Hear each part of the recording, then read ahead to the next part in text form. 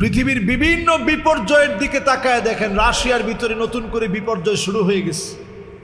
ওয়ার্ল্ডের বিভিন্ন প্রান্তে বিপর্যয় হবে। আজকের এই জুমাতে আপনারা খাতা কলমে লিখে রাখতে পারেন। যদি খাতা কলমে লিখে নাও রাখেন, অন্তরে আপনারা এটা বসায় নেন। আপনারা কিছুদিনের ভিতরে একটার পর একটা বিপর্যয় পৃথিবীব্যাপী আপনারা দেখবেন, এবং এই পৃথিবীটা অল্প কিছুদিনের ভিতরে দুর্ভিক্ষের দিকে যাবে। বিভিন্ন প্রান্তে দুর্ভিক্ষ শুরু হবে। এর অন্যতম কারণ এই, আমি কেমনে বুঝলাম দুর্ভিক্ষ হবে? এর কারণ হচ্ছে এই, আজকে আপনি ফিলিস্তিনের দিকে তাকায় দেখেন, এক একটা মানুষ ক্ষুধার যন্ত্রণায় কঙ্কাল সার হয়ে গেছে। মুসলমানরা তেমন কিছু করতে না পারায় খাদ্য পর্যন্ত পৌঁছাতে পারে না। এই জন্য বোতলের ভিতরে খাবার যতটুকু পারে, শুকনা খাবার ভরে, একটু চাল ভরে, একটু ডাল ভরে, এটা সমুদ্রের পানির ভিতরে ছেড়ে দিয়েছে। আল্লাহর জমিনের অভুক্ত অবস্থায় আছে। গত কয়েকদিনে এমন কয়েকটা ছবি দেখে আমি হতবাক হয়ে গেছি যে আসলে আমাদের করণীয় কি এই মুহূর্তে। এক একটা মানুষ তার পিঠগুলা পেটের সাথে লেগে গেছে, পেট পিঠের সাথে লেগে গেছে। চেহারার ভিতরে একটু গোশত নাই, সব হাড় বের হয়ে আসছে, জবানগুলা সব বন্ধ হয়ে গেছে। আল্লাহ রাব্বুল আলামিন এই সময়টাকে দেখবেন মাজলুমদের জন্যে, যাদের মন কাঁদে না, যাদের চিন্তা হয় না, অবশ্যই মানুষগুলাকে যিনি ধরবেন তিনি কে?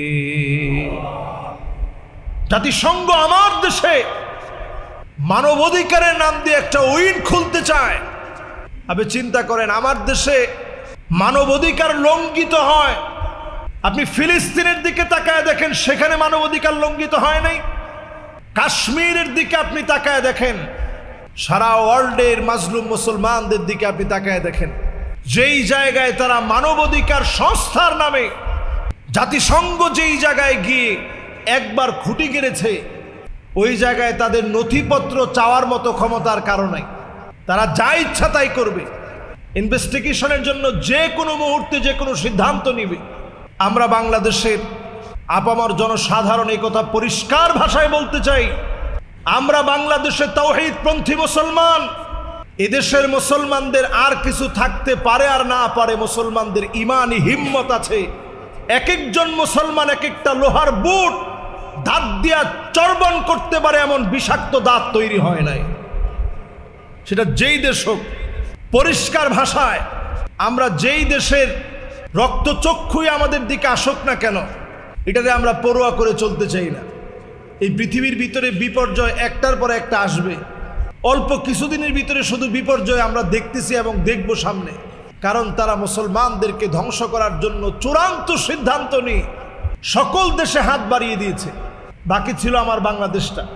পাকিস্তানকে তারা একের পর এক কষ্ট দিয়েছে, আফগানিস্তানকে তারা তিল তিল করে কষ্ট দিয়েছে।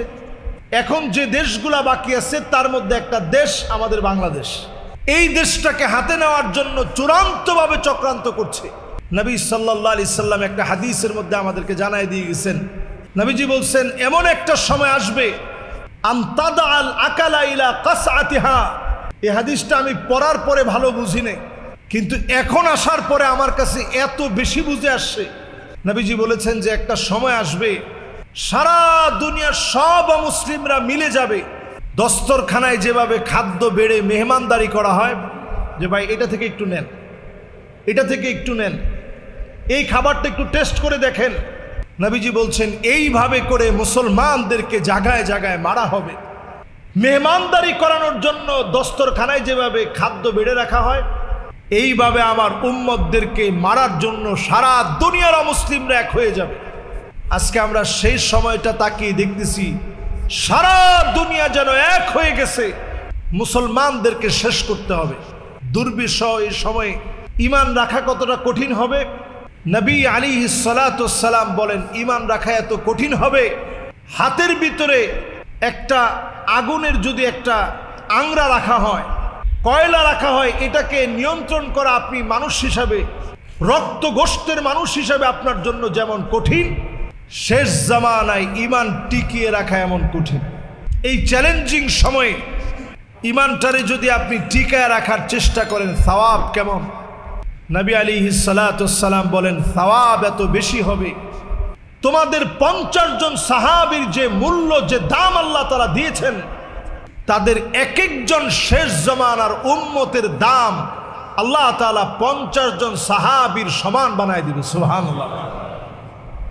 চিন্তা করতে পারেন, আমরা শেষ জামানার একেবারে শেষ মুহূর্তে আছি।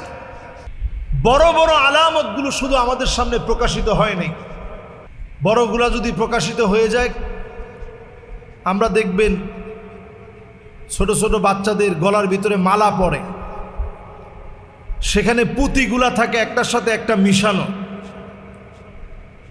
একটা মালার যদি একটা পুঁতি পড়ে যায় ছিঁড়ে, বাকিগুলা পড়তে সময় লাগে কতক্ষণ? একটার পর একটা পড়ে, স্বাভাবিক না? আমরা যে তসবিহ ব্যবহার করি, তাসবিহও যদি একটা দানা যদি ছিঁড়ে যায়, এখান থেকে ধরেন যদি ছিঁড়ে যায়, পরেরগুলা পড়তে সময় লাগবে? সময় লাগবে না। তো কিয়ামতের বড় আলামত যদি একটা যদি প্রকাশিত হয়ে যায়, পরে সবগুলো একটার পর একটা, এই তসবিহ থেকে পড়লে যেমন সময় লাগে না, মালা থেকে পড়লে যেমন সময় লাগে না, এরকম একটার পর একটা পড়তে থাকবে, কোনো সময় লাগবে না। আমরা ঠিক যেই সময়টাতে এখন আসি, নবীজি যা বলে গেছেন কেমন যেন দেখে দেখে বলে গেছেন। সেই দিন একটা ভিডিও দেখতেছিলাম, বাপ মায়ের হাতে সন্তান মারা গেছে। সন্তান নেশা করে, বাপ মা সহ্য করতে পারে না, আঘাত করেছে, মারা গেছে। বাপ মা নিজে গিয়ে আত্মসমর্পণ করেছে পুলিশের হাতে। এরকম সেম ঘটনা কালীগঞ্জে, গাজীপুরে আমরা গত বছর দেখেছি, রমজান মাসে সম্ভবত এরকম ঘটনা ঘটছে। কিয়ামতের আগে এমন বিভৎস ঘটনা জায়গায় জায়গায় ঘটবে। সন্তানের হাতে মা বাপ মারা যাবে, শহীদ হবে। ভাইয়ের হাতে ভাই খুন হবে। এই দৃশ্যগুলা বাড়বে, বিপর্যয় বাড়বে। এমন দৃশ্য মানুষ দেখবে যেটা আগে দেখে নাই, কল্পনাও করতে পারে নাই। এমন দৃশ্যগুলা দেখবে। নবী আলাইহিস সালাতু ওয়াস সালাম আমাদেরকে সতর্ক করে বললেন, ওয়ায়াকুনুল ইসলামু গরীবা, সারা দুনিয়ার ভিতরে মুসলিমদেরকে মারা হবে, রক্তপাত ঘটানো হবে। এমন সময় চলে আসবে জায়গায় জায়গায় মুসলমানেরা মার খাবে। সবাই মুসলমানদেরকে দুর্বল মনে করবে, শক্তিহীন বলে মনে করবে। সারা দুনিয়ার ভিতরে বিপর্যয় যখন হবে, এরপরে আল্লাহ নবীর উম্মতদেরকে আল্লাহ দামি বানায় দিবে। ইমানের পরীক্ষার উপরে যারা টিকবে, শেষ সম্বল ইমানকে পুঁজি করে আল্লাহর যে গোলামেরা ইমানের পথ ধরে চলবে, তাওহীদের উপরে থাকবে, তাওহীদ আর ইমানের কারণে যিনি মাফ করে দিবেন তিনি কে?